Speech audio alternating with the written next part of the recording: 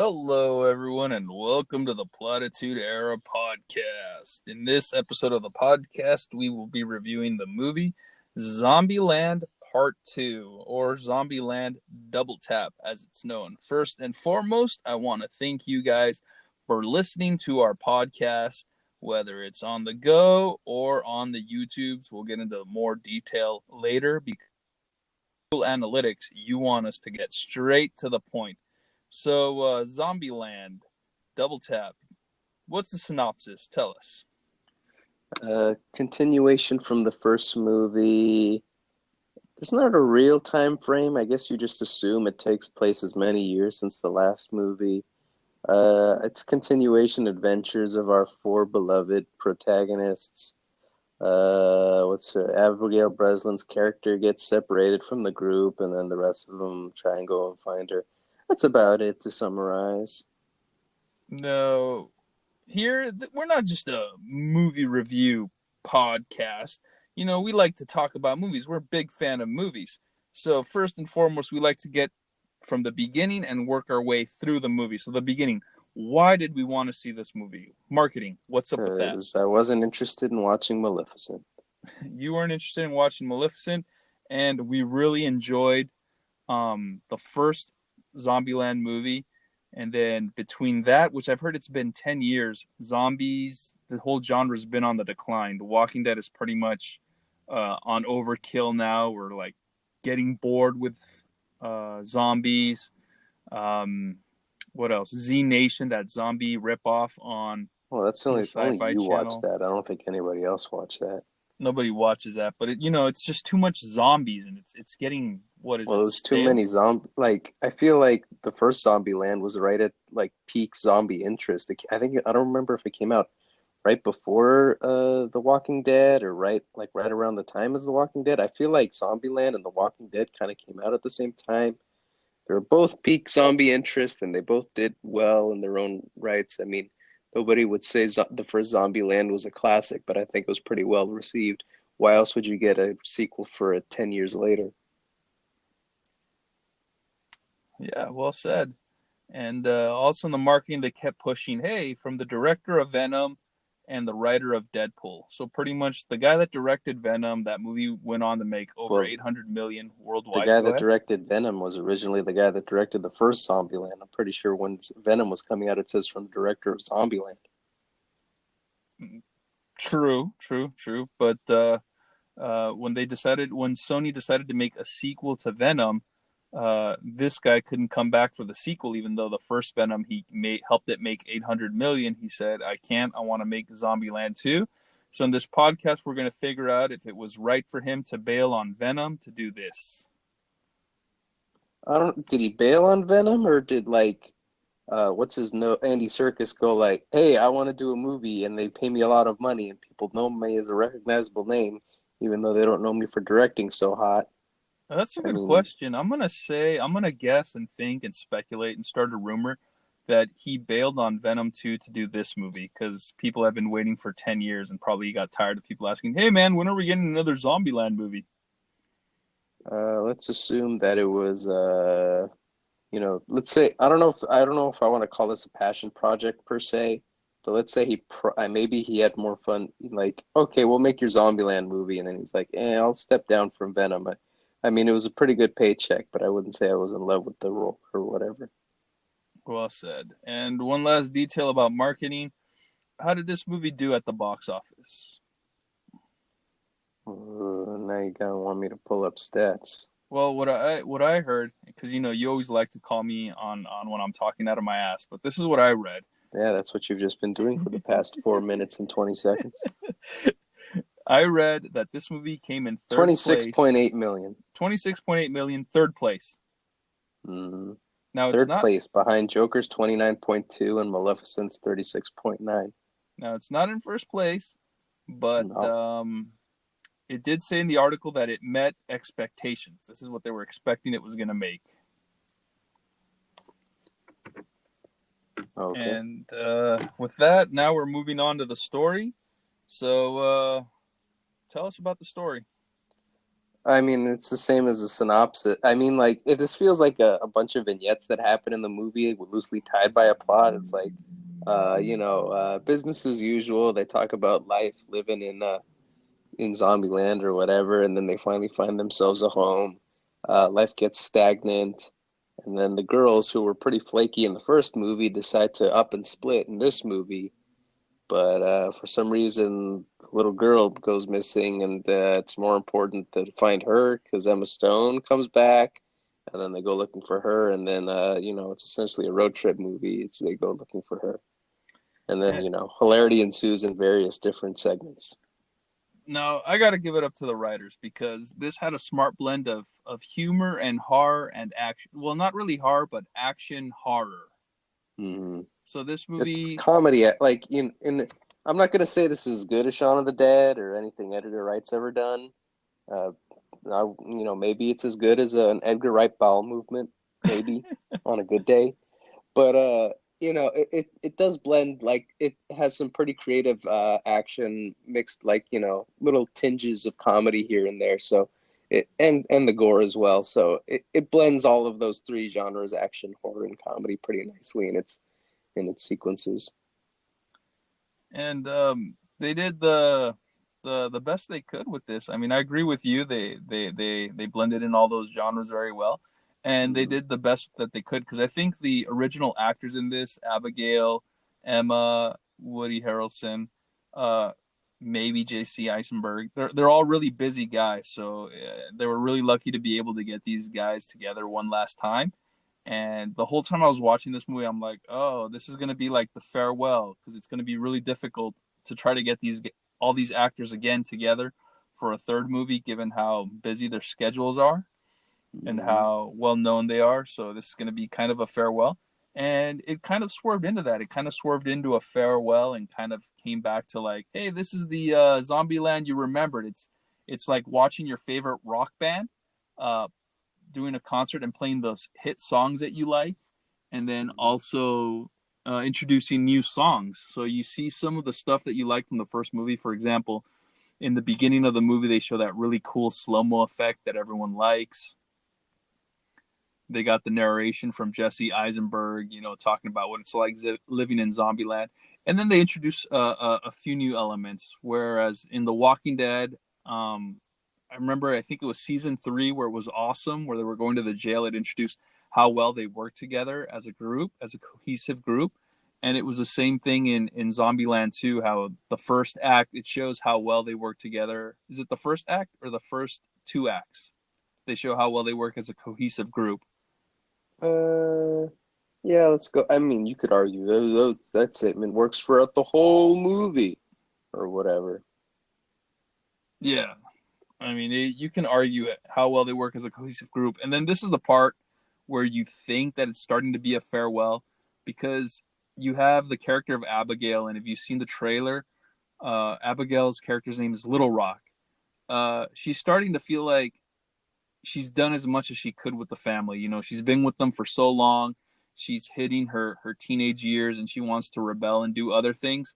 So she's trying to break away from the group and she meets this other guy and she develops a fondness for this guy. So in that sense, it's kind of like, oh, it's a farewell of the group. The group is going to break up because it's going to be hard to get these actors together to make a third movie. Mm. And then while Abigail leaves, I guess the writer said, "Oh, there's this formula. There's always four. There's got to be four characters." So they introduced this new character. Her name is Madison, and she's supposed to be what the Ralph Wiggum of the Zombieland. I guess it feels like, well, because a lot of this movie kind of feels like that 2009 writing or whenever that movie came out, like in this era of 2019. We're like, oh, the ditzy bimbo blonde lady. Well, didn't we used to do that like 10 years ago, 15 years ago? Like, why are we doing this? It feels so weird and out of place. And I like how, like, it works. She's funny, it does that trope pretty well. And I was gonna say, like, I like how it doesn't really explain. It vaguely explains why she's surviving, like why she's alive. It's just like, oh, zombies eat brains, and she doesn't have any. So there you go. That's why she survived. Like, it doesn't go into in depth. Like, oh, how did she survive the zombie apocalypse on her own for 10 years? Just, oh, here she is because we wanted to have this character, and it works. They have decent writing for this character. You got bits for her. Yeah, because I usually think, oh, they're going to introduce the ditzy character or the Ralph Wiggum, and it's just going to get really annoying. And they used her sparingly. Like if you were making a steak or cooking something, and you add the right pinch of salt and pepper, that's what she was like. She was the seasoning in the movie. They put her sparingly, and Mhm. every time she showed up, you loved it. She did something funny, and you laughed your ass off, and then she was gone and the story continued, and then she would come back, and it just worked well. And there's like something really funny I want to get into these spoilers, and it's not what you think.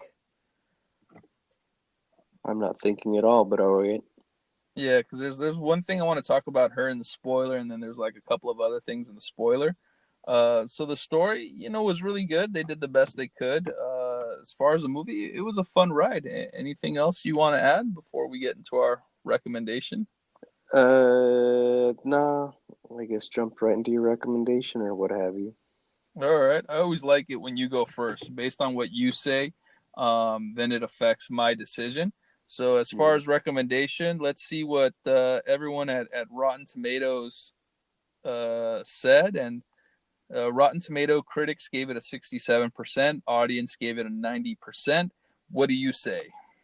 I'll say I'm somewhere in between, maybe leaning more towards the critics, where like I would say I didn't need this movie, but it was a nice, like, refreshing bit of like funness. Like maybe you don't see too much of this. Maybe Deadpool, or like movies that kind of just take a ribbing at a genre or don't seem to care that much. Like it's so nice to like see a movie that doesn't take itself so seriously, just willing to have fun. I wouldn't call this a masterwork. I think I still prefer the first one over this one, but like considering this movie's coming out 10 years after the first one, you would think like, oh God, like I bet the jokes will feel dated, or like sometimes if you stray too far away from the first movie, it'll be like, oh, like this just feels like someone copying Zombieland. Like they forgot how to write Zombieland, that it feels like an imitation of the work. But no, it feels like a continuation. It's I think if you're a fan of the first one, you'll feel satisfied enough. Like it does feel, like I said, it's not necessary, but it's a nice addition to this. Let's call it an epilogue of sorts. You don't need to read the epilogue, but it adds a little bit of extra context for you. And I guess that's as far as I can go for this movie. It's not necessarily worth watching in theaters. Maybe on a matinee, maybe you go to like one of those bargain bin movie theaters where it's like costs $3 and like at 1 p.m. on a Wednesday afternoon for some reason you go to the movie that day during the work week, whatever, that's up to you. 6 months after a movie comes out, it's like, yeah, sure, you can wait for it to be on like VOD or like to show up on FX or whatever. I feel like, that's where you'll probably get the most enjoyment out of it, but like you wouldn't be wrong to go into a movie if, you go to your bargain theater. My recommendation for this, it's see it when you get a chance. There was some really exciting stuff in it. The humor, the action horror was in it. There's this really awesome one long take. They're trying to kill this zombie, Oh or in yeah. the story they mentioned there's a super zombie. So they do this one long take where they're trying to kill this unkillable zombie. I don't know if you want to add something about that. I think it sounded like you wanted to add something about the killer zombie. No, I just like, going back into like, oh, maybe Ruben Fleischer? What's the director's name? Yeah, Ruben. Yeah, just like, I don't remember any creativity or anything really interesting visually, cinematog directing wise in Venom, but like, hey, this guy came back to this movie, he like, his baby essentially, his creative baby, and then he comes back to this and he has like a cool, interesting one take that like it's not a one take, you can see the cuts. But like, it has the one take, but it's long and it's like that combination of humor, horror, and comedy. Not humor and comedy. What am I retarded? Yes, action, humor, and horror, all that stuff, and it's fun. I don't know, it's just fun. That's about as much as I can say, and it's created. The way it feels like Looney Tunes or Three Stooges, but not in a bad way. I'm not saying that disparagingly. Like I have an appreciation for that kind of stuff, and that's the thing that jumped out at me. Like, oh, No wonder he stepped down for Venom because he didn't give a shit about it. Yeah, it was hard for him to film Venom because most of it was CG. The characters were CG. So, you had to do the standard textbook framing of the shots. Whereas in this one, you're working with real actors. So it's kind of easier to manipulate the camera. Mm. And so going back to that one take long scene, that's another example of the perfect blend of humor and action horror because Woody Harrelson brings the action, the zombie brings the horror, and then Jesse Eisenberg brings the humor in that take. But the reason why I'm giving this movie see it when you get a chance was because of that third act.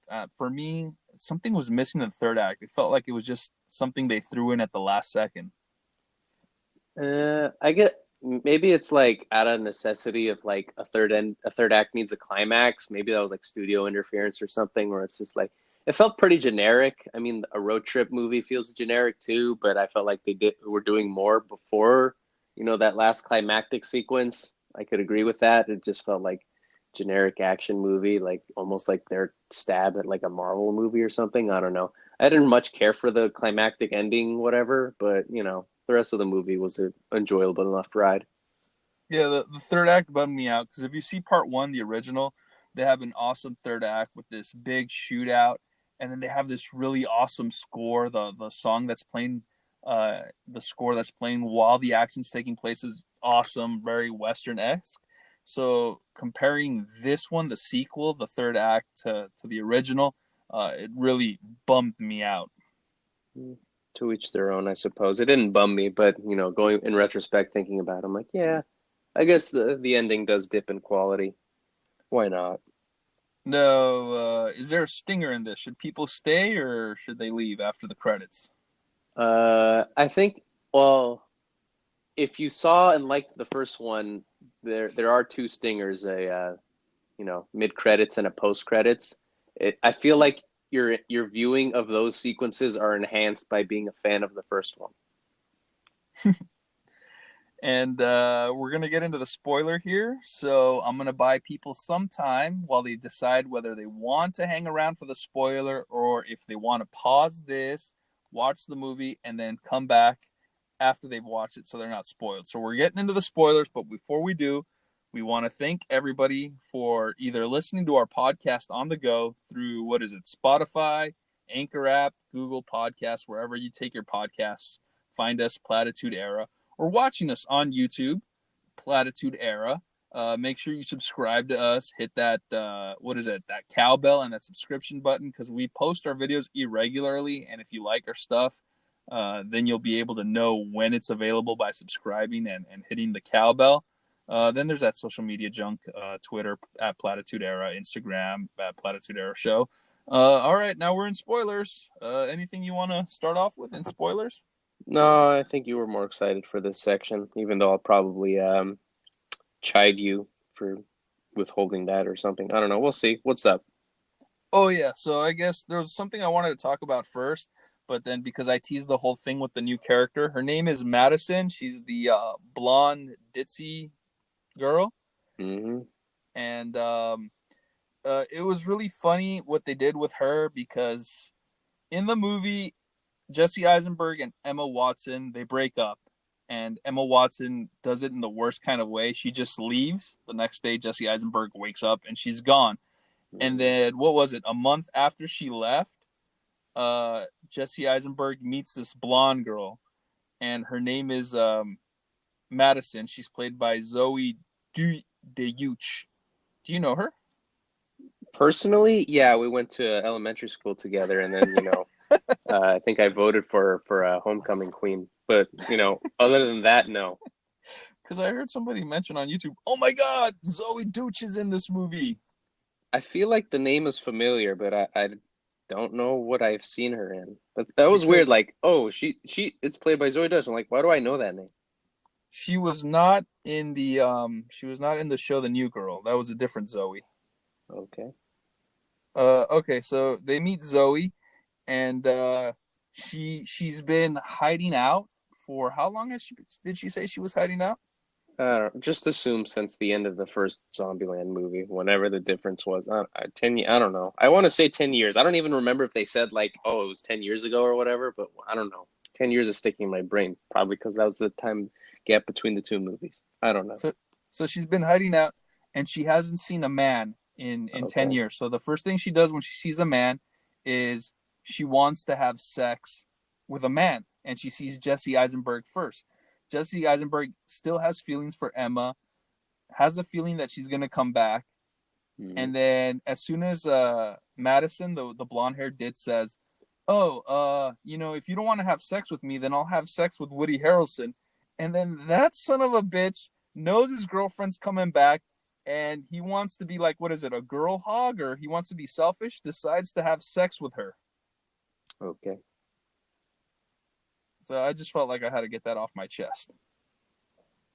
Wow, that was a lot of setup for not a lot of payoff, but I guess that's you.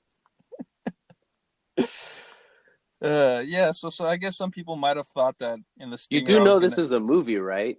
You know those people aren't real. None of those people really are romantically involved with each other. Try as Jesse Eisenberg might, I'm pretty sure he could never work that out with Emma Stone. Yeah, so everyone thought that the thing I was gonna mention in the stinger was how she turned into a zombie. She did? Yeah, she started puking, and she started. She just had allergies.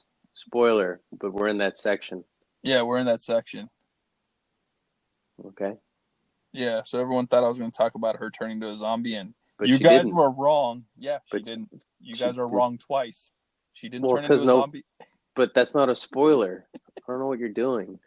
What's wrong with you? I'm trying to be funny like you. I'm tired of Yeah, but being you're the horrible. the the informant guy. I want to be funny like you. I mean, like, Tom Brady can elevate his like receiving core so much. Eventually, I need a Bill Belichick, and that ain't you.